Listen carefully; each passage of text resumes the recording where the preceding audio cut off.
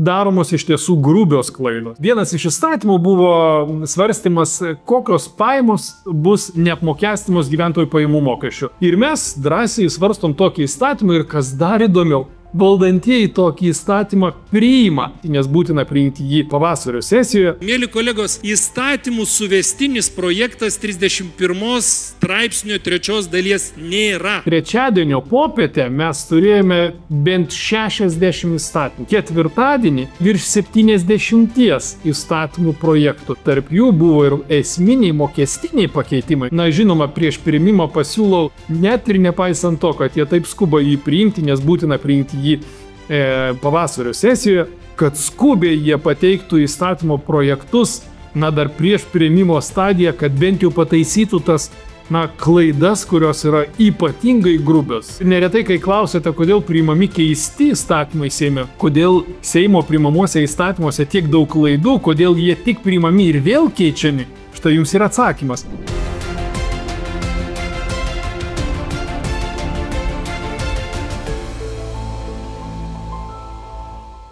Labą dieną, tęsiu Seimo plenarinių posėdžių apžvalgas. Ateinantį savaitę paskutinė, tik pirmadienį mes turėsim Seimo posėdį ir po to Seimo plenarinė sesija baigėsi, ji bus tik tai rudenį nuo rugsėjo mėnesio. O ką mes veikėme šią savaitę? Šią savaitę 2 dienas buvo plenarinė sesija. Ir išskirtinumas didžiausias šitos savaitės yra tas, kad mes turim ypatingai didelį įstatymų kiekį. Ir taip kasdieną mes priiminėjame po 20-30 įstatymų, įvairių įstatymų, o dabar, baigiantis pavasario sesijai, na, prireikia valdantiesiems vykdyti prisiimtus įsipareigojimus. Tie komitetai ir tos ministerijos, kurios, na, miegojo, skubiai nepateikė įstatymų, dabar skuba pateikti juos, tos projektus, bent jau tam, kad įstatymas praeitų pirmąją, tą vadinamąją pateikimo stadiją, na, kad galėtų atsiskaityti, kad mes padarėme. Todėl per trečiadienio popietę mes turėjome bent 60 įstatymų. Kitaip tariant, mes svarstėme vieną popietę 60 įstatymų. Ketvirtadienį mes svarstėme virš 70 įstatymų projektų. Įsivaizduokite, tarp jų buvo ir esminiai mokestiniai pakeitimai, kurie užtruko tikrai ilgai. Tai kokiu tempu mes svarstėme kitus, jūs galite tik tai įsivaizduoti, koks tempas yra. Ir neretai, kai klausėte, kodėl priimami keisti įstatymai Seime, kodėl Seimo priimamuose įstatymuose tiek daug klaidų, kodėl jie tik priimami ir vėl keičiami, štai jums yra atsakymas. Net man kaip teisininkui susipažinti su visais ir įsigilinti yra sunkiai pakeliama užduotis. O ką be kalbėti apie neteisininkus? Na, savo sričių specialistus, kurie tą gali įsigilinti tik į savo srities įstatymus, o kitus, žinot, balsuoja taip, kaip liepia frakcija ir net jų ir neskaito.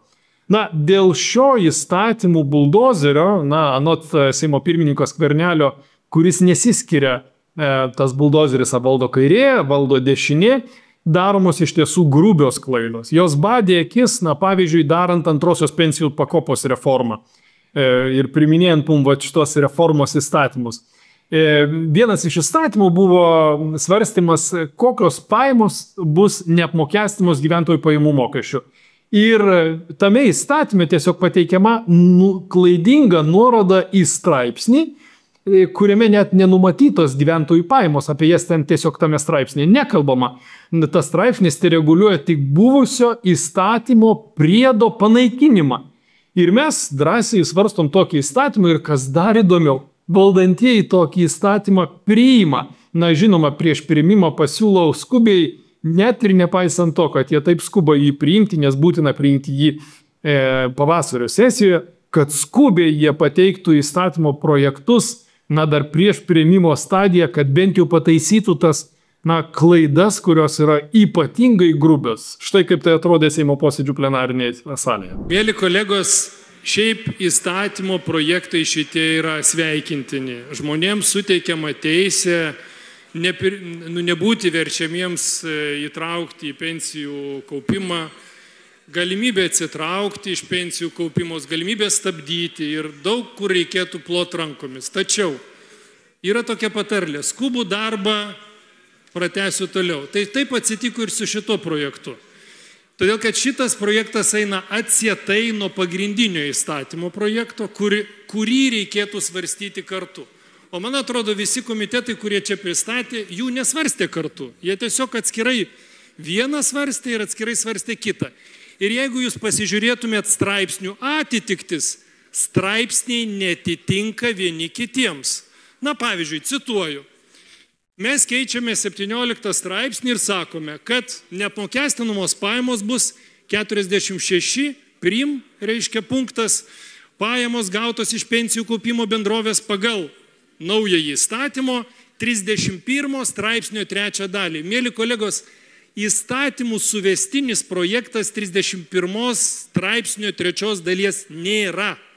31 straipsnis yra iš vienos dalies ir aš pacituosiu, kaip jin yra. 31 straipsnis. Įstatymo priedo pripažinimas netekusių galios. Pripažinti netekusių galios įstatymo priedą. Taškas.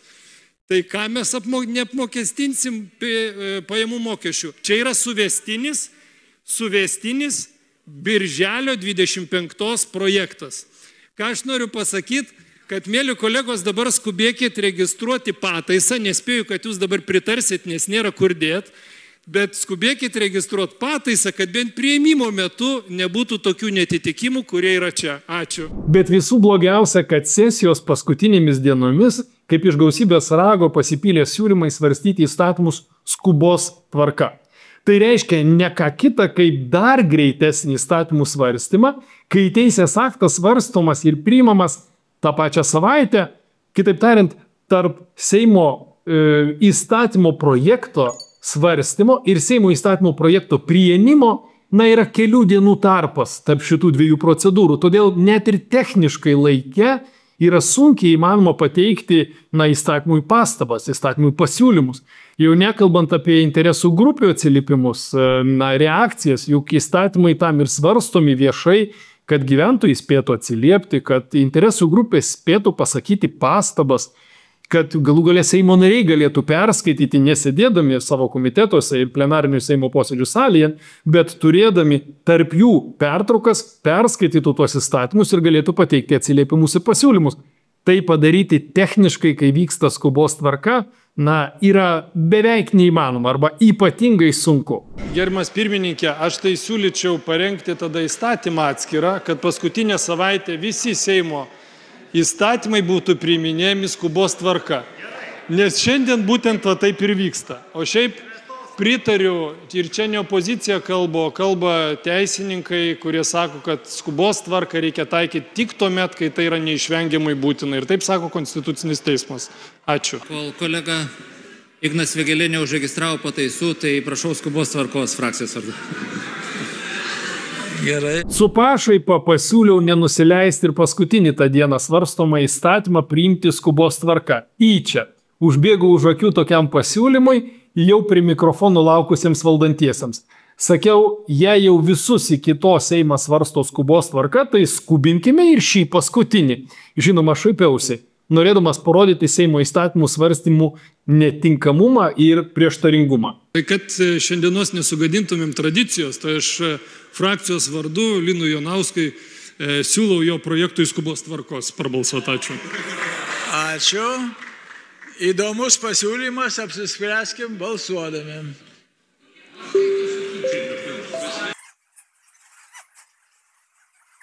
Balsavo 94 Seimo nariai, už 42, prieš 21, susilaikė 31, skubai nepritarta. Dėl to balsavimo buvo šokiruoti ir valdantieji, nes įstatymas, kuriam siūliau skubos tvarką, buvo bendro įstatymų paketo dalis. Visi iki tol, kurie buvo svarstomi tam pakete, jie buvo svarstomi ir patvirtinti skubos tvarka.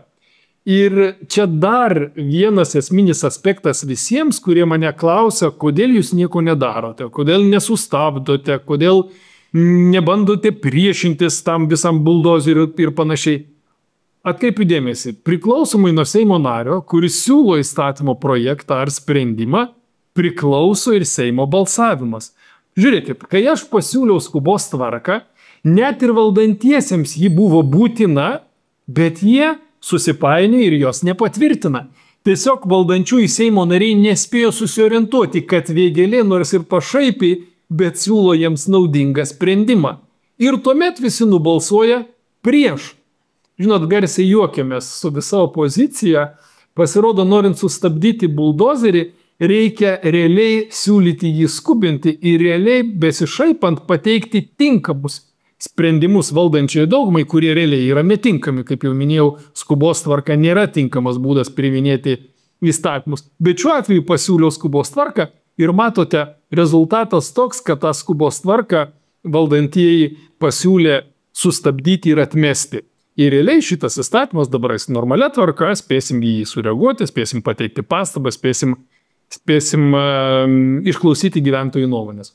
Tiek bendrai apie įspūdį, kas vyko per tas paskutinės dienas, priimant masę įstatymų, tokia skuba, tokiu tempu, kuriuo tiesiog neįmanoma suvaldyti, bet žinoma, stengiausi tai daryti ir kaip matote, šią savaitę Seimo plenarinių posėdžių salėje kalbėjau ypatingai dažnai dėl to, kad ir įstatymų projektų tikrai labai daug. O dabar apie tai, apie ką svarstėme konkrečiai šią savaitę. Taigi, kokius įstatymų projektus priėmėme? Primenu, kad jau praeitą savaitę priėmėme dalį mokestinių pakeitimų ir jau jie įsigalios netrukus, kai tik prezidentas pasirašys. Tai PVM įstatymo pakeitimas atsisakant lengvatų, draudimai pabrangsta 10% ir dar eilė kitų, bet į šią savaitę buvo nukelti esminiai mokestinių įstatymų pakeitimai, tai yra gyventojų pajamų mokesčių įstatymas.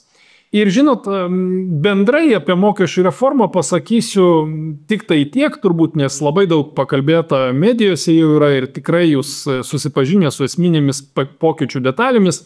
Atsiranda 3 tarifai, 20, 25 ir 32, priklausomai nuo gautų pajamų. Turbūt bjauriausia šitas mokesčių reformos pakeitimo dalykas yra tuo, kad pajamos skaičiuojamas kaupiamuoju būdu, kitaip tariant, nesvarbu iš ko yra gautos pajamos, jos yra sumuojamos ir jeigu jos viršė numatytus dydžius, nuo to priklauso ir tarifas, jisai kinta.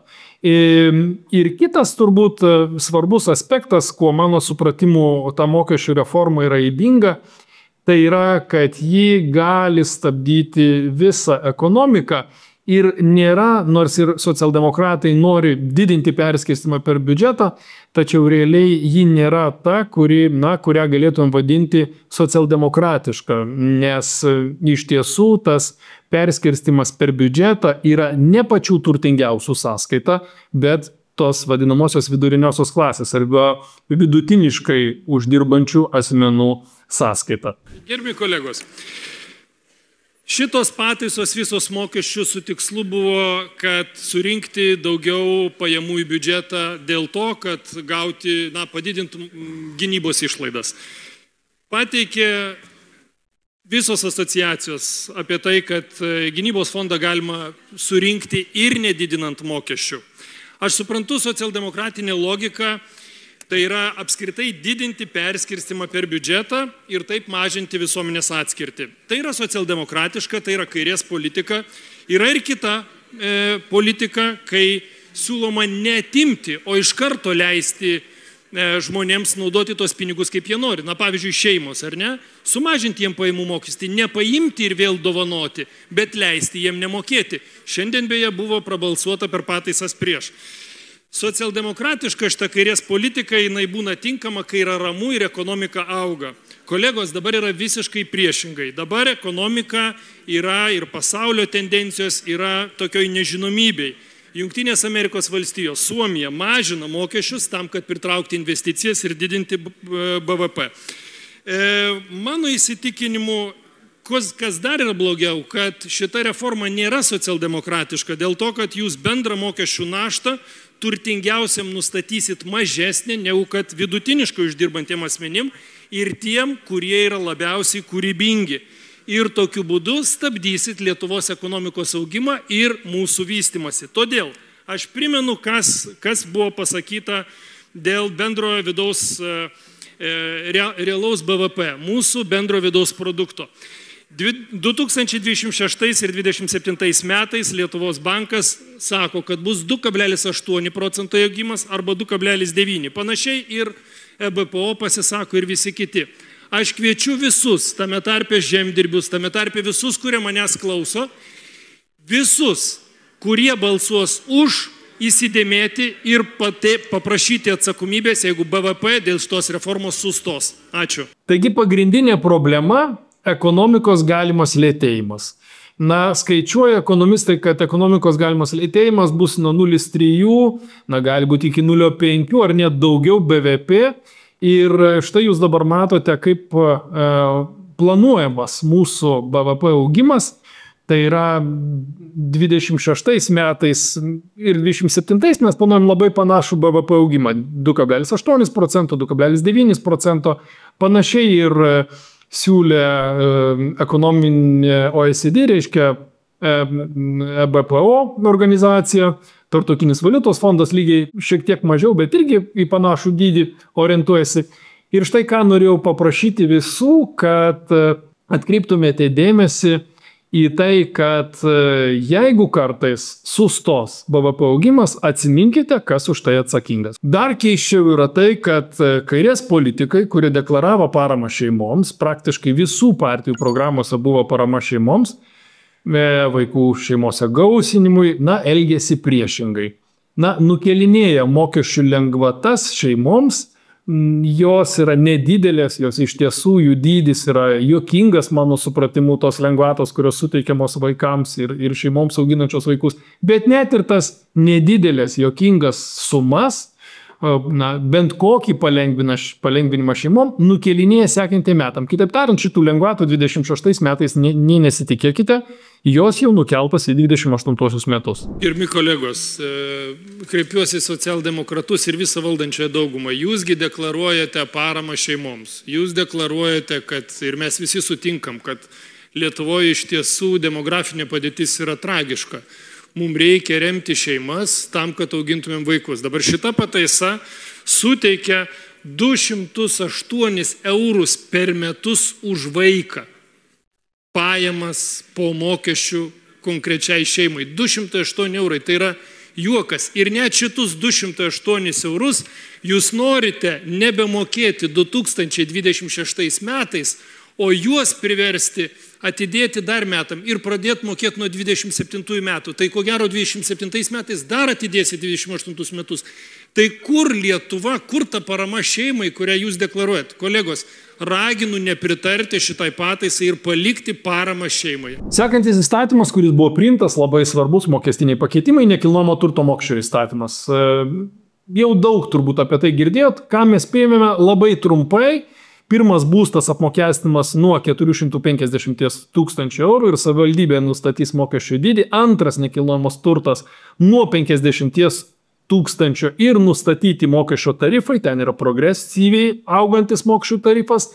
Apie apskritai nekilnojamo turto mokestį esu daug kalbėjęs ir mano tiesiog žmogiškų įsitikinimų, vertybinių požiūrių iš principo šitas mokestis yra ydingas, nes apmokestinama tai, kas jau įsigyta po visų mokesčių. Mes galėtume apmokestinti, pavyzdžiui, prabangų turtą, tarkime, jachtas, malūnsparnius, prabangius automobilius, prabangų nekilnojamąjį turtą ir panašiai. Bet neturime apmokestinti asmenų įsigytą nekilnojamą turtą, gyvenamąjį būstą, pirmąjį, ir nekilnojamą turtą, kurį, pavyzdžiui, asmuo nuomoja ir tokiu būdu papildo savo pajamas, tame tarpe, pavyzdžiui, pensijų pajamas ir panašiai. Toks apskritai mokestis yra ydingas. Bet turbūt svarbesnis balsavimas buvo ne dėl tarifų šią savaitę, ne dėl nekilnojamo turto mokesčio, o dėl įstatymo projekto, kuris numato indeksaciją nekilnojamo turto. Kolegos, dabar balsuosime dėl vertinimo kasmetinio arba kas 3 metus. Kitaip tariant, dėl turto, kuris buvo įgytas indeksacijos. Turtas įgyjamas įvairiom formom, ne vien perkant, jisai paveldimas, jisai gali būti dovanojimas ir visai kitaip. Žmogus neįtakojo to turto vertės didėjimo ir šiuo atveju mes būtent balsuosim už tai, kad tas, kas nuo žmogaus nepriklauso, bet mokesčiai jam nuo to didės. Mes turime tyrimus, Seimo informacijos biuro padarytas aiškius, nėra praktiškai labai nedaug tokių Europos valstybių, kurios turto vertę prilygina rinkos vertei. Dėl to, kad logiška, žmogus, kaip minėjau, turtą įgyja nebūtinai pirkdamas. Yra daug, kas įgyja visiškai kitaip ir nuo to, kad tas turtas auga, jam neturėtų augti mokesčio. Ir bandysiu sutaupyti pusę minutės. Kolegos, tai yra šansas reabilituotis jūsų daugumai, pradėjus tą visiškai nereikšmingą ir nereikalingą nekilnojamo turto mokestį. Šito įstatymo nepatvirtinus, mes realiai galim sakyti, kad jūs reabilituotumėtės, nes mokesčiai asmenim nuo nekilnojamo turto nedidėtų. Ačiū.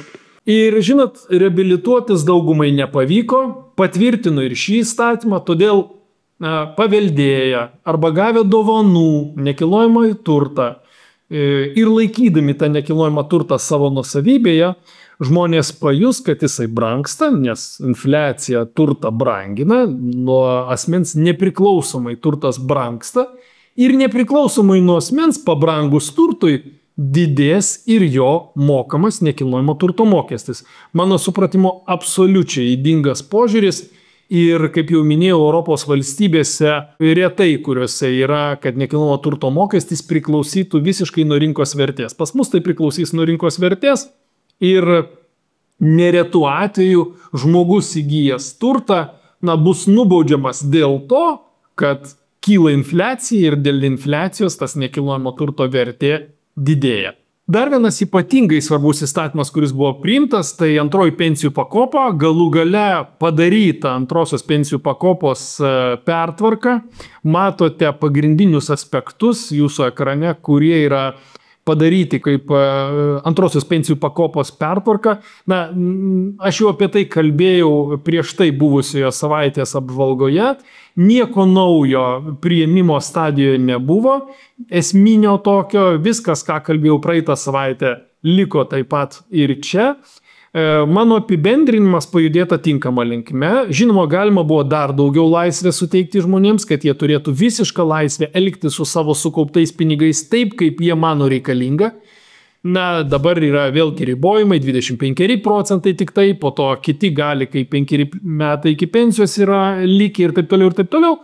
Viską jau kalbėjau praeitą savaitę.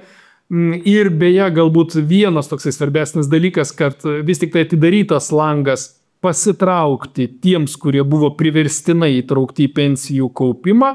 Ir tas langas bus 2 metų paliktas, nors buvo pasiūlytas iki 1 metų sumažintą langą. Tai dabar turėkit minti, kad turite 2 metų langą pasitraukti iš pensijų reformos antrosios pensijų pakopos kaupimo, jeigu galvojate, kad jūs neturėtumėte ir nenorite to kaupti. Bet bendrai apibendrinčiau, pasakyčiau, kad nepaisant to, kad buvo galima suteikti žmonėms daugiau laisvės, vis tik ši reforma žingsnis link teisingesnio reguliavimo. Ir kalbant apie subalansuotumą, iš tiesų tai yra geriau tai, kas siūlo reforma, negu kad pasilikti anoje antroje pensijų reformos reguliavime. Todėl aš balsavau pozityviai už šį reguliavimą ir štai ką kalbėjau Seimo posėdžių salėje. Gerbiami kolegos, kreipiuosi į Paulę Kuzmickienę, kuri tik kalbėjo, kad reikia apsaugoti ir pasitikėti sistema. Tai turbūt reikia ne sistema pasitikėti, o žmogumi reikia pasitikėti. Toks būtų turbūt mūsų visų principas pagrindinis. Gerbiamam Simui Gentvilui labai panašiai noriu pasakyti. Taupyti žmogus gali ir turi taip, kaip jisai nori, o ne taip, kaip valstybė jį priverčia tai daryti. Žmogus gali norėti investuoti į nekilnojamą turtą, žmogus gali investuoti per investicinę sąskaitą į akcijų rinką, tas yra sukurtos sąlygos. Ir kalbėti apie tai, kad mes priverstinai įtrauksim žmonės ir jūs ten su savo pinigais negali daryti tol, kol jūsų nesukaksim pensinis amžius, tai yra nesąžininga. Aš suprantu, kad ir labai gerai, kad bus atsisakyta automatinio įtraukimo. Aš manau, kad gerai, kad bus sudarytas pasitraukimo langas, manau, kad valdantieji galėjo dar drastiškiau padaryti, leisti, apskritai pasiimti visada, kada tik norima. Aš suprantu, kad yra šiek tiek apribotos atsiėmimo sąlygos, jos yra gana siauros, tiesa, yra leidžiama pasiimti 1/4 lengviau. Tačiau tai yra kompromisas, kurį valdantieji atneša ir mano supratimu tai yra pakankamai subalansuotas variantas. Galėtų būti dar geresni žmonėm, bet jis yra toks, koks yra, pasiekus kompromisą. Ir aš kviečiu visus tokiam kompromisiniam variantui pritarti, nes geresnio kol kas nematau. Ačiū. Dar vienas įstatymas, apie kurį daug kalbėjau prieš tai yra kalba apie ribojamasias tas priemonės. Atsimenat, čia nelojaliųjų sąrašai ir taip toliau. Tai noriu nuraminti, kol kas nelojaliųjų sąrašų nesudarys, bet ne dėl to, kad šį įstatymą priėmėme beje skubos tvarka eilinį kartą, sudarydami visas priemonės tokių nelojaliųjų piliečių sąrašų sudarimui ir Lietuvoje ribojant jų teisę valdyti savo turtą, visą absoliučiai turtą, nuo piniginių lėšų iki nekilnojamo turto ir taip toliau. Įstatymas tam yra paruoštas ir jis gali startuoti, tačiau jis nestartuos dabar todėl, kad jis startuoja tik tada, kai negalioja ES sankcijos. Kaip žinote, ES tarybos sprendimą sankcijos Rusijai pratęstos iki 2026 metų, tikėtina pavasario. Todėl šis įstatymas kol kas neįsigalios, kitaip tariant, jis galios, bet tos piliečių sąrašai šitie nelojaliųjų nebus sudaromi, nebus galima jų sudaryti, nes tai yra sąlyga, kad jos sudaroma galima bus tik tada, kai ES nepatvirtina sankcijų. Sankcijos patvirtintos, vadinasi, įstatymas paruoštas eigai, ir jis startuot galėtų 26 metų pavasarį, jeigu ES nepratęstų sankcijų. Tada vėl pakviesiu būti labai atidiems, dėja, bet įstatymui buvo taikomas skubos tvarka, padaryti bet kokių pataisų realiai ar realiai įtakoti nebuvo įmanoma. Visi absoliučiai, visas Seimas absoliučiai, pradedant ir nuo socialdemokratų, vardan Lietuvos, Nemuno aušra visą pasisakė, reiškia, išskyrus labai kelis asmenis. Ką jau kalbėti apie dešiniuosius visus, kurie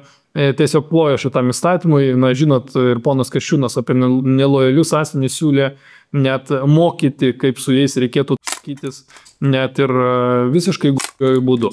Taigi, toks įstatymas jau jis yra priimtas. Dar vienas svarbus įstatymas ir praleistas šansas, tai yra pinigų plovimo įstatymas. Vėlgi skubos tvarka, aš siūliau Seimo posėdžių salėje ir jums pateikiau tai savo apibendrinimuose, šituose kassavaitiniuose, kad būtina kuo skubiau leisti piliečiams atlaisvinti galimybės valdyti savo gautus pinigus iš kito Lietuvos banko. Atsimenat, sakiau, kaip tai atvejais, kai vienas asmuo, kai jūs parduodate turtą ir jums sumoka asmuo iš kito Lietuvos banko, tai jūs dabar, pagal dabartinį reguliavimą, negaunat pinigų, bankas jų neįskaito, tol, kol jūs nepateikėt to ano asmens, kuris perka iš jūsų turto, iš kur gauti pinigai, sutarties su jumis ir taip toliau ir taip toliau. Tai šitą privaloma buvo lengvinti reguliavimą, nes jeigu jau pinigai yra Lietuvoje ir yra nacionalinėme banke, tai bankas jau kartą patikrino, tie pinigai nėra kažkokie nešvarūs ar panašiai. Bet dėja, kadangi viskas vykdoma skubos tvarka, priimtas įstatymas, ministras Vladislav Kondratovič neišklausė mano pasiūlymo, suspėt sureaguoti yra neįmanoma techniškai prie tokio kiekio įstatymų. Ir vėlgi su nedidelėmis pataisomis elektroniniams atsiskaitimo įstaigoms, šiek tiek jom palengvinami tam tikri reguliavimai, be to įgyvenima dar ir viena iš direktyvų, bet tai, kas ypatingai svarbu Lietuvos piliečiams, kaip buvo, taip ir liko įstatymuose, nes mes skubėme ir skubos tvarka turime užsidėti pliusiuką, kad štai priimtas dar vienas įstatymas. Dar vienas toksai galbūt mažiau jau ne visas piliečių grupės liečiantis įstatymas, bet yra pakankamai įdomus, tai yra atsinaujinančių išteklių energetikos įstatymas ir jisai visame pakete, ką jisai reiškia. Jisai reguliuoja ir palengvina tam tikrus investicijas į atsinaujinančius išteklius, reiškia į saulės jėgaines ir taip toliau, tobulina tą reguliavimą. Bet kas yra įdomiausia, jo pakete yra alternatyvių degalų įstatymas ir kiti įstatymai, kuriuose didinami reikalavimai į degalus įpilti biodegalus, kurie yra gaunami iš atsinaujinančių šaltinių.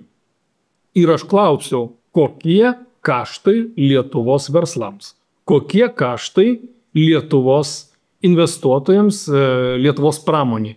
Jokio atsakymo negavau. Neįvertinti tie kaštai, mes skubame priimti ir įgyvendinti direktyvas.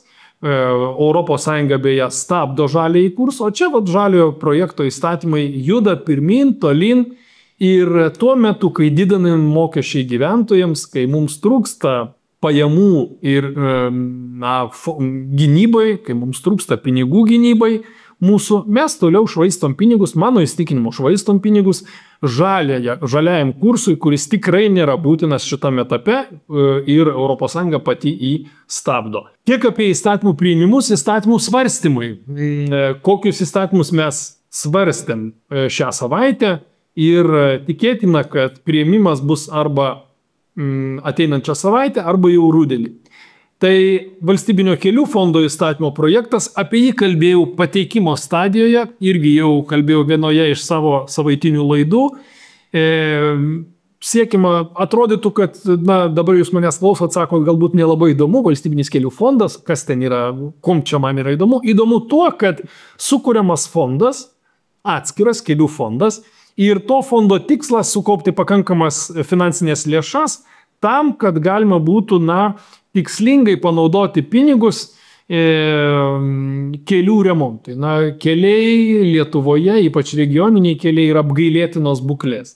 Bet kuo šis įstatymas yra ypatingai įdomus visiems mums, kad tikėtina, kad atsiras naujos rinkliavos.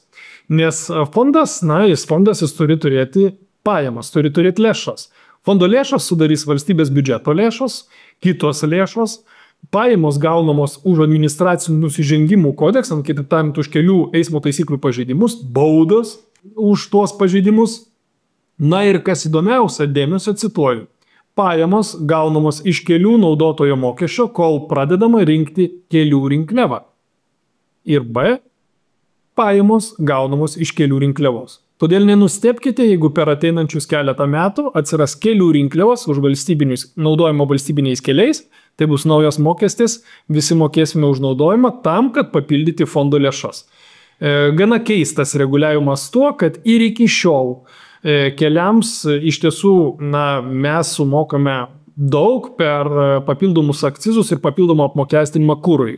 Tačiau jie nenueina tikslingai į valstybinį kelių fondą, į tą valstybiniams keliams. Dabargi prie visų tų lėšų dar mes turėsim prisidėti ir papildomą kelių rinkliavą ir kelių naudotojo mokesčių. Įstatymas, kuris pasiekė svarstymo stadiją, taip pat jau mano supratimu pozityvus ir teigiamas, tai yra akcinių bendrovių įstatymo pakeitimas. Galbūt daugeliu jis nėra labai įdomus, čia įdomiau yra akcinių bendrovių akcininkams, jo vadovams.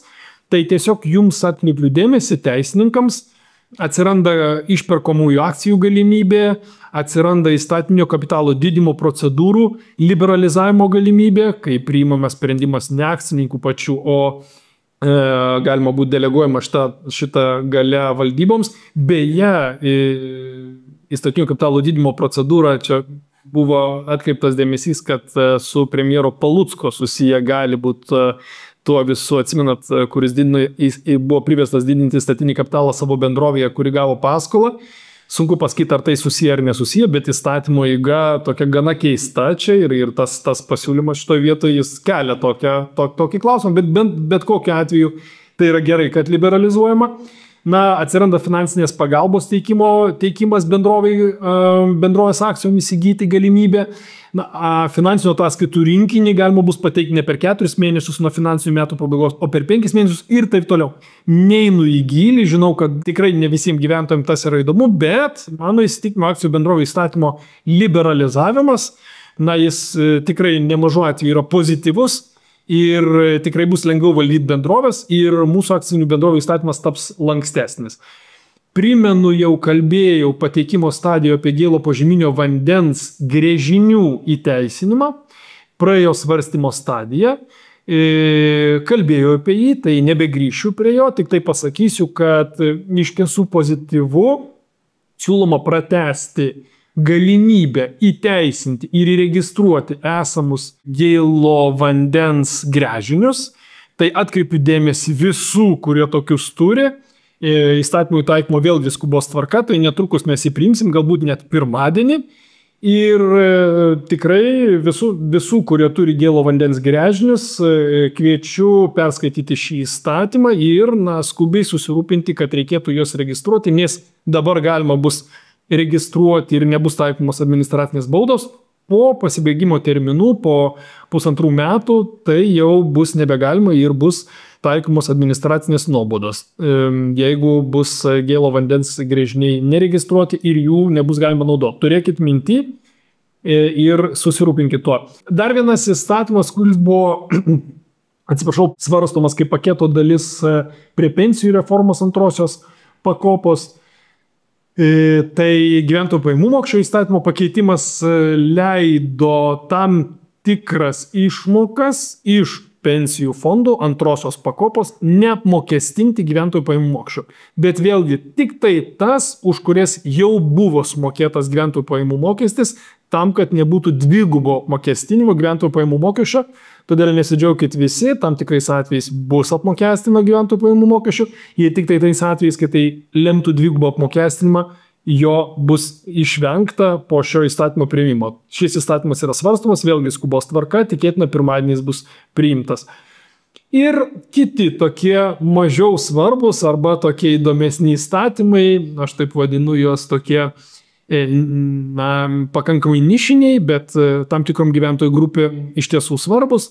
Medžioklės įstatymas, pradėtas svarstymas, projektų siūloma medžiojamų gyvūnų padarytą žalą, atlyginti iš aplinkos apsaugos rėmimo programos lėšų. Kitaip tariant, jeigu gyvūnus draudžiama medžioti, tam tikrą grupę gyvūnų draudžiama medžioti, bet jie daro žalą, tai savininkam žemės ūkio, ūkininkams, kitaip tariant, bus atlyginta žala, siūloma atlyginti žalą.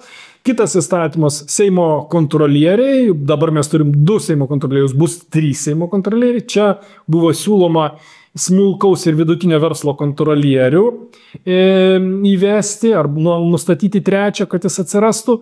Tai buvo sukritikuota Seimo teisės departamento, nes Seimo kontrolierius negali turėti sričių, jie yra bendrai Seimo kontrolieriai.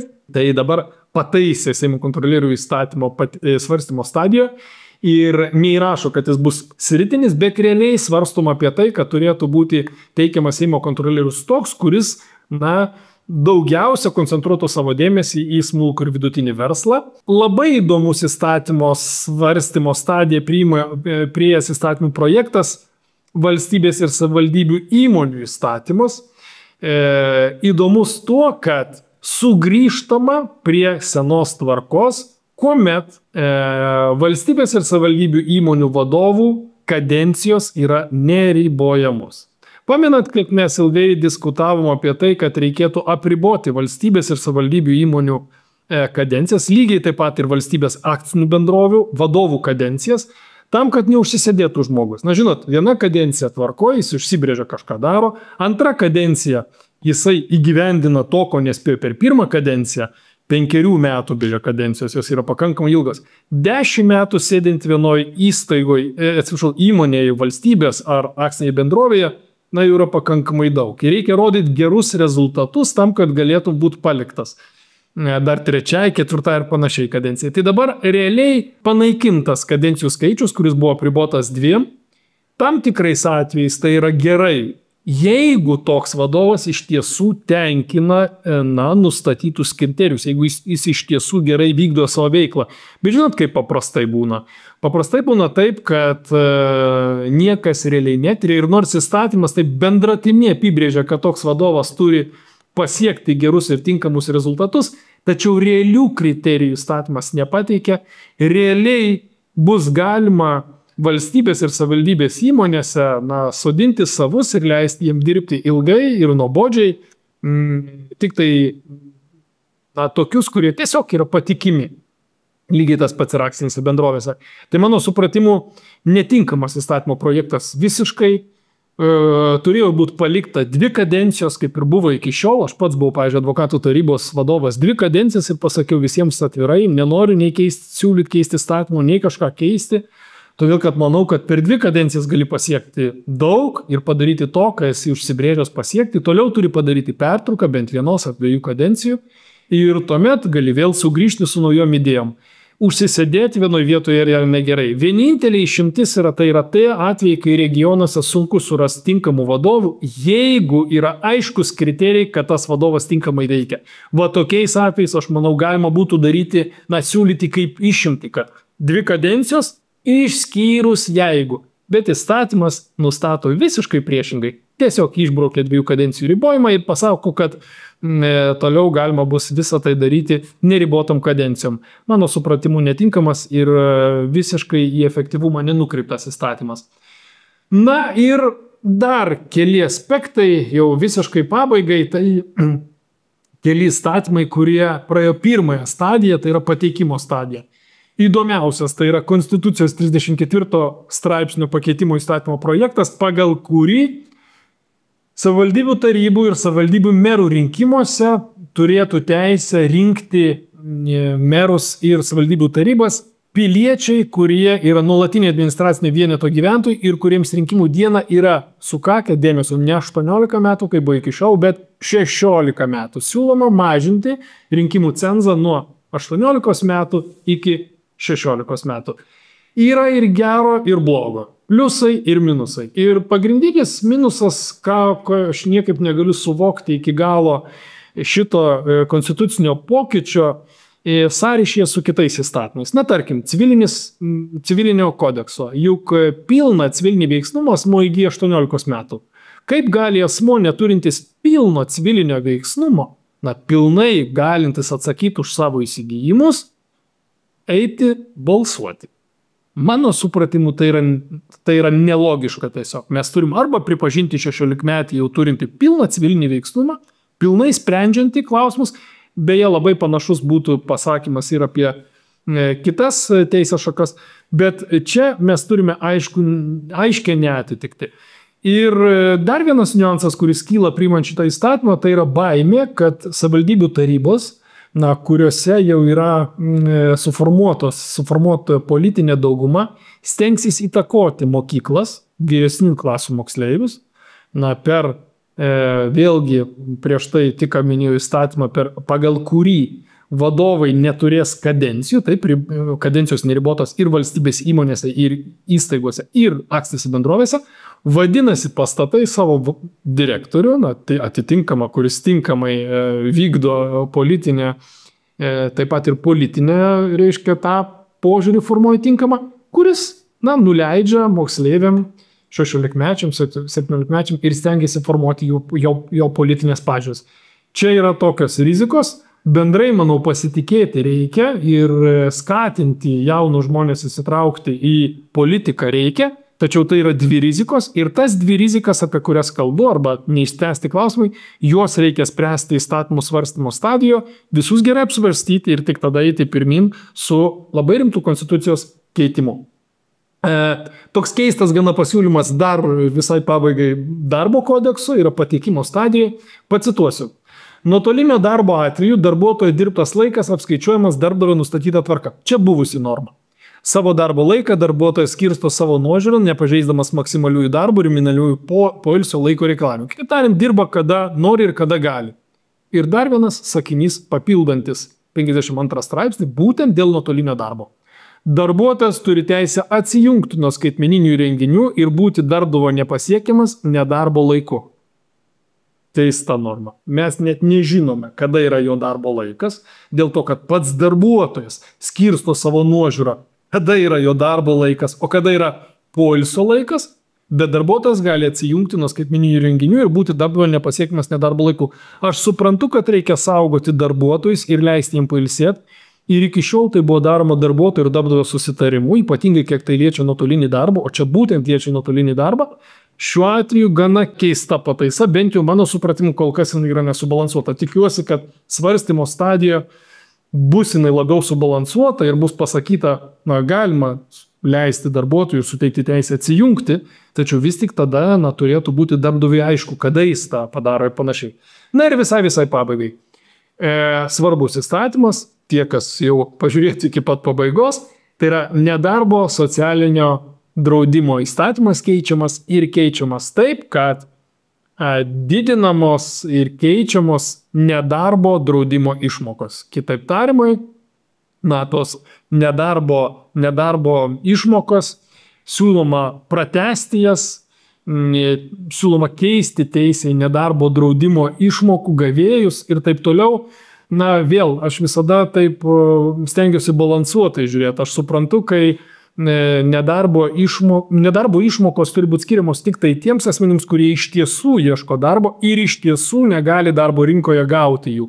Ir pozityvas šitame pasiūlytame įstatyme yra tas, kad 5 metai iki pensijos žmonėms iš tiesų labai sunku susirasti darbą ir tuomet tai grupiai asmenų palengvinama teisė į nedarbo draudimo išmokas.